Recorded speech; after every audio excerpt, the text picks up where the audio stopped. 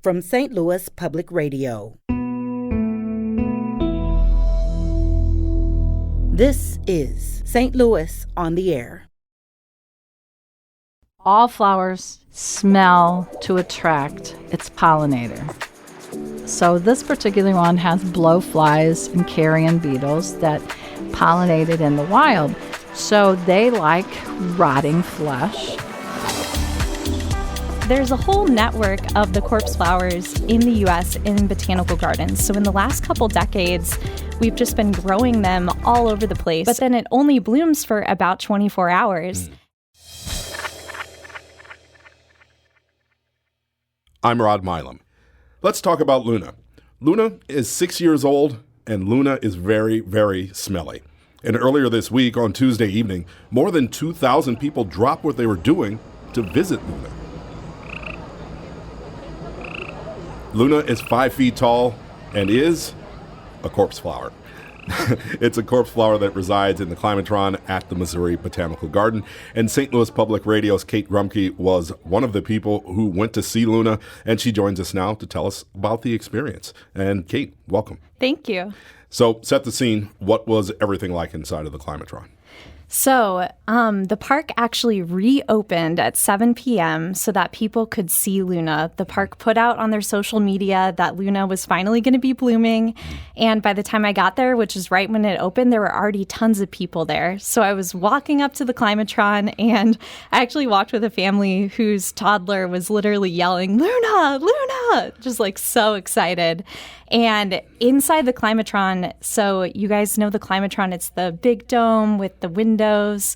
And inside Luna was kind of in the back. You had to snake through a pathway to find Luna the corpse flower. Mm-hmm. And I know you've seen a corpse flower before, but so it's basically got this big kind of green-yellow spike that comes up. It's about 5 feet tall. Mm-hmm. And then it has this sort of collar that almost looks like leaves or something kind of around its neck. Mm-hmm. And the inside of that is a bright red color. And so that's where Luna was. And all night, just huge crowds of people were lined up to see Luna. And the Botanical Garden staff were surprised by how many people showed up. And they hit capacity earlier than they thought they would in the evening, and actually closed earlier because so many people were there. I was surprised by the number. You said how many people walked through? More than 2,000. Yeah, they said that. And that was just that night. They actually reopened on Wednesday morning, early in the morning, so more people could get in there. So it was a lot of people. So you described what the flower looked like, but what about the biggest reason maybe why people show up, and the reason the flower has its name, the corpse flower? What about the famous smell? What was that like for you? Yeah, so when I got there, at first, the flower wasn't really smelling yet. And everyone was kind of like, why can I not smell this flower? I'm here for the smell. But then about an hour and a half into the night, we started to just get these waves of stinkiness. And it was really interesting. Most of the night, I could kind of handle it. I would walk around and just kind of hit what felt like patches of stink. But one time I was kind of standing right next to it, and I kind of felt a little bit sick because it did smell so gross. But of course, I'm a radio reporter, so I was there with a recorder, and here's what it was like for people who were there. Come on through. Waiting for the... And you can head right that way. He's been talking about Luna all evening, all afternoon, so we're excited to see her. Look, there she is. Do you see Luna? It's very interesting. I've never seen a flower or plant like it before. Could you smell it at all? I definitely got puffs of it, but... It smelled pretty bad. We smelled it when we first walked in, and then as we got closer to the flower, we couldn't really smell it. But it was pretty rancid. I'm looking at it right now. Pretty dank. Sweaty sock smell, kind of. Definitely, sweaty sock smell. I don't know. I can't really smell it. And what did you think about the smell? Could you smell it? No. Not at first. What about when we were walking up to it? Yes. What did it smell like? A dead body. Have you smelled many dead bodies before? No. I really enjoyed it. When we went into the climatron, it didn't smell at first, but then it hit me maybe 6 to 10 feet away, and it smells like we were saying rotten cabbage. I was giving cabbage vibes, and someone behind us said like a rotting skunk maybe, or a dead squirrel. We were kind of getting... Yeah.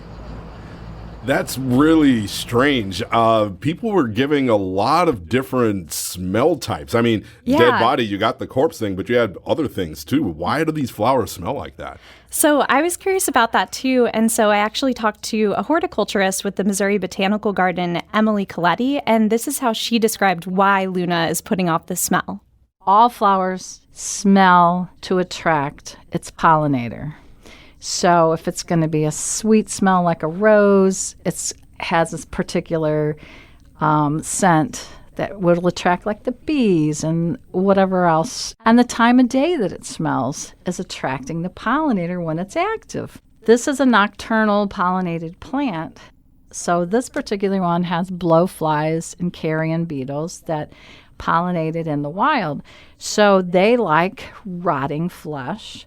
So basically, the plant itself, the flower itself, is tricking the pollinators into coming to it, thinking that they're going to have a nice place to lay their eggs, and they're really being used for hopefully finding a male flower somewhere else and swimming itself in it and then coming over to the female flower and depositing the pollen unknowingly. That was Missouri Botanical Garden horticulturalist Emily Coletti. So this plant bloomed like it did, and it smells like it does to get pollinated. So do you think that Luna is actually going to get pollinated sitting inside the climatron? So this is what Emily Coletti was telling me. So that's in nature, but actually in the botanical gardens where you might find these across the country, they have a network of pollen that they get from different places, mostly I think the Chicago Botanic Garden.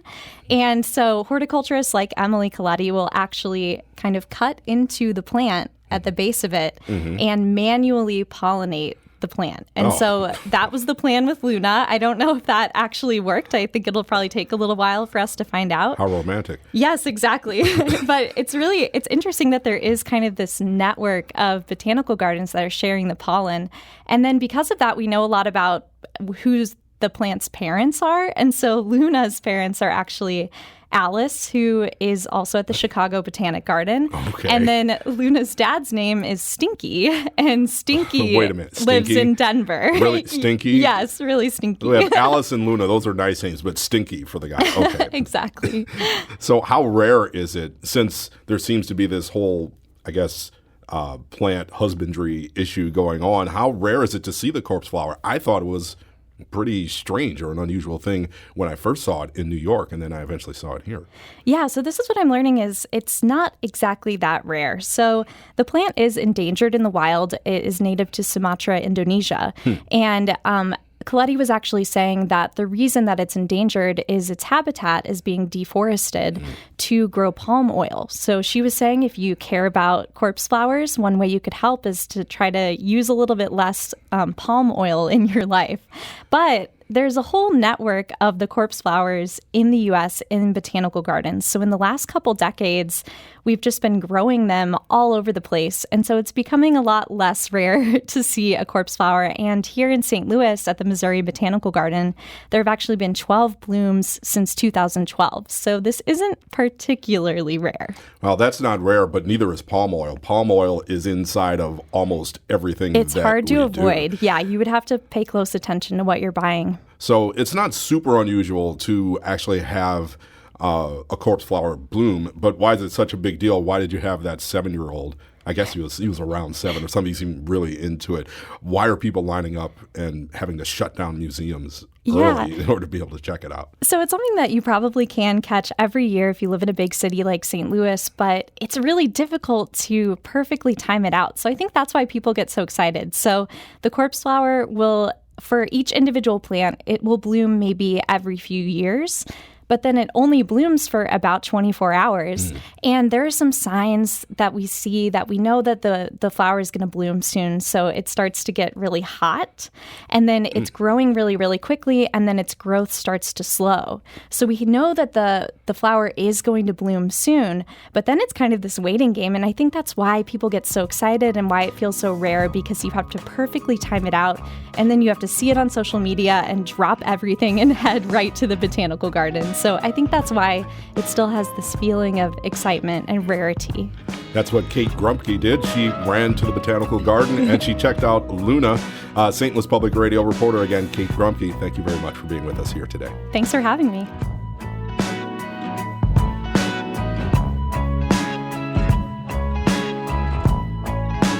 Today's episode was produced by Alex Hoyer, with audio engineering and podcast design by Aaron Dorr. Our production intern is Avery Rogers. Our executive producer is Alex. St. Louis on the Air is a production of St. Louis Public Radio. Understanding starts here. Our podcast proudly supports St. Louis artists by using music from Life Creative Group. Do you find yourself regularly listening to episodes of St. Louis on the Air? Suggest us to a friend you think might enjoy our conversations. And leave us a review and rating on Apple Podcasts on the App Store. It's the simplest way to help people discover our show. Thanks.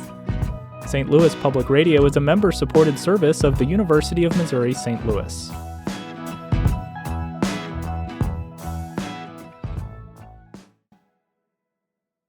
Support comes from the Missouri Forest Products Association, committed to conservation and careful management of the state's forests to make them more resilient and better habitats for wildlife.